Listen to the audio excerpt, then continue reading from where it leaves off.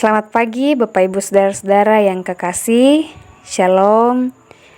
Kami menyapa kita sekalian dari Bukit Sion Makale.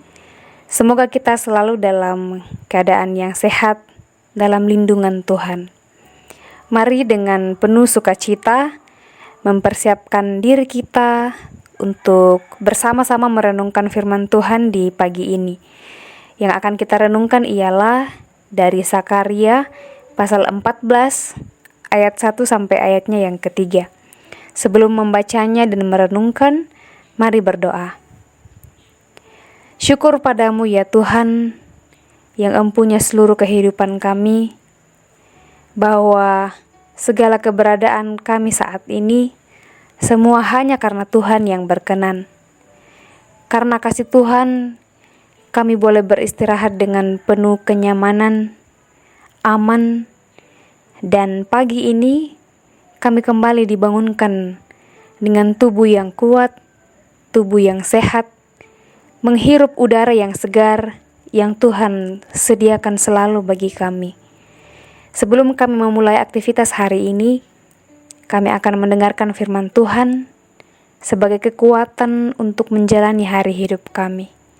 Berkenanlah kiranya ya Tuhan, semoga firman Tuhan yang akan kami dengarkan dapat terpelihara dalam hati dan pikiran kami masing-masing, bertumbuh dan semakin meneguhkan iman kami untuk menjalani kasih karunia hari hidup di dalam kehidupan kami.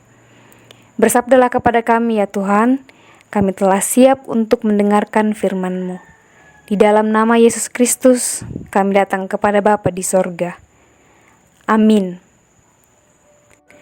Firman Tuhan dari Zakaria pasal 14 ayat 1 sampai ayat 3. Tentang kemenangan terakhir Tuhan menjadi raja di Yerusalem. Sesungguhnya akan datang hari yang ditetapkan Tuhan, maka jarahan yang dirampas daripadamu akan dibagi-bagi di tengah-tengahmu. Aku akan mengumpulkan segala bangsa untuk memerangi Yerusalem. Kota itu akan direbut, rumah-rumah akan dirampoki, dan perempuan-perempuan akan ditiduri. Setengah dari penduduk kota itu harus pergi ke dalam pembuangan, tetapi selebihnya dari bangsa itu tidak akan dilenyapkan dari kota itu. Kemudian Tuhan akan maju berperang melawan bangsa-bangsa itu, seperti Ia berperang pada hari pertempuran. Amin firman Tuhan. Tema dari bacaan kita ini ialah indah pada waktunya. Kata indah pada waktunya merupakan suatu hal yang sangat lumrah kita dengarkan bahkan setiap peristiwa-peristiwa yang kita alami, dan itu sangat identik dengan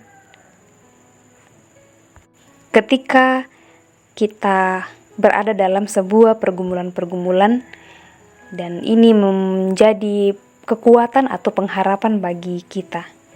Pergumulan, tantangan-tantangan, atau berbagai kejahatan-kejahatan sepertinya tidak akan pernah berakhir dalam hidup kita. Bahkan justru semakin beragam, seperti adanya intimidasi-intimidasi, rumitnya mendapat izin untuk membangun tempat ibadah di tempat-tempat tertentu, ada banyak diskriminasi di tempat-tempat kerja, atau di tempat di mana kita selalu berada. Mungkin juga kita tidak selalu didengar, tidak dihargai, tidak dipahami, dan berbagai macam hal-hal yang lain lagi yang menjadi pergumulan-pergumulan hidup kita.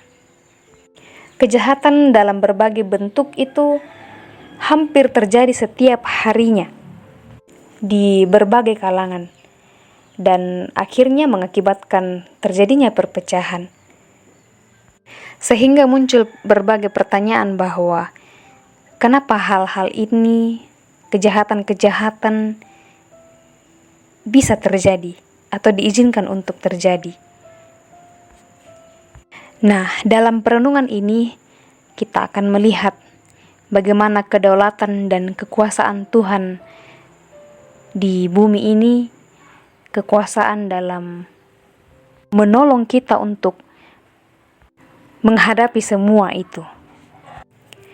Dalam perjalanan sejarahnya, bangsa Israel berulang kali ditaklukkan oleh bangsa-bangsa di sekitarnya, sehingga seolah-olah Allah yang mereka sembah lemah dan tidak mampu untuk berbuat apa-apa, khususnya ketika mereka ditindas, dianiaya, dan di sekitar mereka kejahatan makin merajalela. Akan tetapi, kita melihat bahwa Allah telah mengatur segala sesuatu karena Ia yang berkuasa. Allah seperti seorang sutradara yang mengatur jalan sebuah peristiwa sejarah. Jika kita melihat alur pembacaan ini, di mana dalam adegan pertama, Allah mengumpulkan bangsa-bangsa untuk memerangi Yerusalem. Kota-kotanya direbut, dijarah, dan perempuan-perempuannya ditiduri. Bahkan sebagian besar dari mereka menjadi tawanan di pembuangan, seperti yang disampaikan di ayat yang kedua. Dan terlihat seolah-olah kejahatan menang. Namun pada adegan berikutnya, Tuhan tampil sebagai pahlawan untuk memerangi berbagai kejahatan itu di ayatnya yang ketiga. Terus di ayat selanjutnya, dengan kekuatan besar, Ia mengguncang dunia, mengalahkan kejahatan, dan mengembalikan kedamaian. Itulah saat Allah bertahta sebagai Raja, Raja yang berdaulat. Dan sebagai bentuk keadilan, Allah menghukum kejahatan dengan berat. Ia akan menimpakan kengerian kepada segala bangsa yang jahat, sampai mereka bersujud, mereka bertobat, dan menyembah Allah. Bacaan kita ini memberikan gambaran bagaimana Tuhan dalam rancangan karya penyelamatan bagi umatnya. Dan Ia harus menghukum karena pemberontakan umat yang tidak lagi mengindahkan hukum-hukumnya. Tuhan menimpahkan hukuman melalui bangsa-bangsa lain yang berperang dengan mereka yang menghancurkan Yerusalem. Ketika Tuhan maju berperang melawan bangsa-bangsa penindas itu, maka umat Tuhan akan menikmati kedamaian, akan menikmati ketentraman. Di sana, Tuhan sendirilah yang akan menjadi Raja atas seluruh bumi. Bapak, Ibu, saudara-saudara yang kekasih, tantangan, hambatan, dan bahkan penindasan mungkin saja terjadi dalam kehidupan kita, mungkin karena akibat ketidaksetiaan dan pemberontakan kita. Mungkin juga sebagai ujian apakah kita mampu bertahan dalam iman saat menghadapi berbagai pergumulan hidup itu. Namun, itu tidak membuat semangat kita menciut.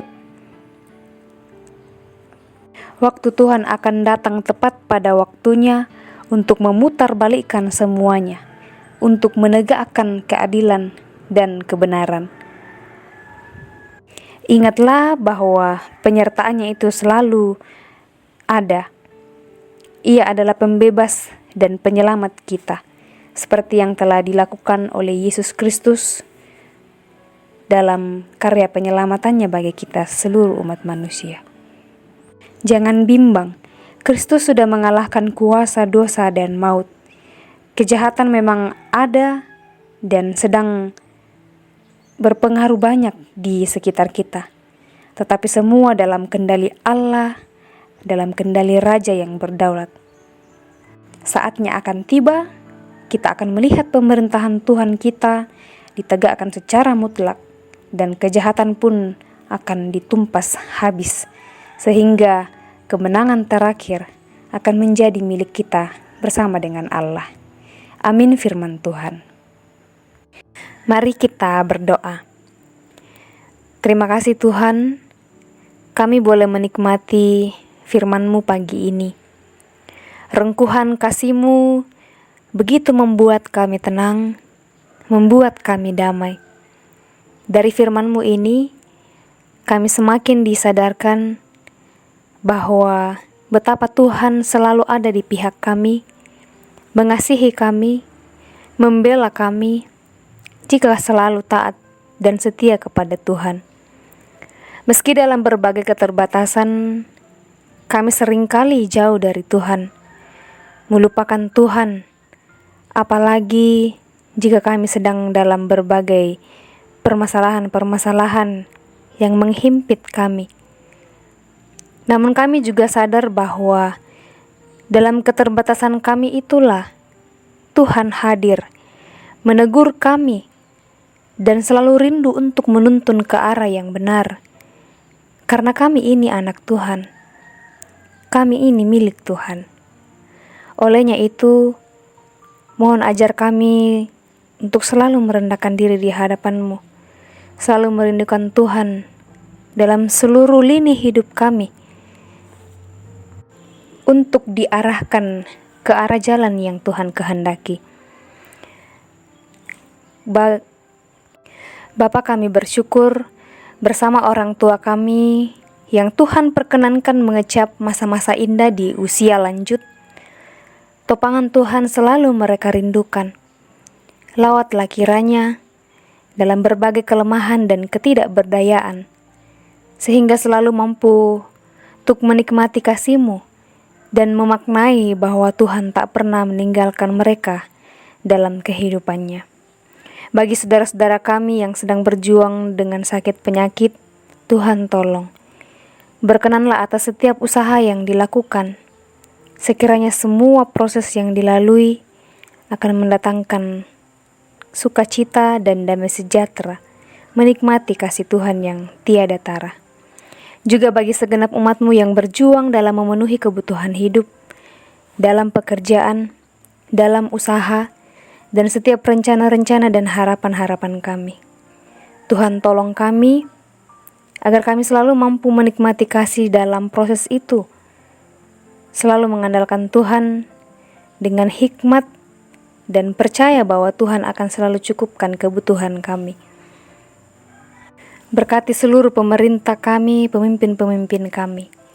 Kiranya oleh hikmat dari Tuhan, mereka boleh memimpin dengan adil dan benar, sesuai yang Tuhan telah mandatkan kepada mereka, melayani dengan tulus. Berkatilah bangsa dan negara kami, semoga kami selalu hidup dalam kedamaian. Kami terus berdoa bagi bangsa yang sedang dalam peperangan, yang sudah merenggut banyak nyawa, yang sangat menyedihkan dan amat pedih. Tuhan yang akan menjadi pembela mereka, beri hikmat bagi para pemimpinnya, agar mampu untuk menciptakan kedamaian di antara mereka. Ini kami ya Tuhan, kami telah siap untuk melalui berbagai aktivitas hari ini. Mohon ampun untuk segala hal yang tidak berkenan bagi Tuhan. Kami berdoa di dalam Yesus Kristus, kami datang kepada Bapa di sorga. Haleluya, amin. Demikianlah perenungan kita di pagi ini. Selamat beraktivitas bagi kita sekalian. Tuhan Yesus memberkati kita.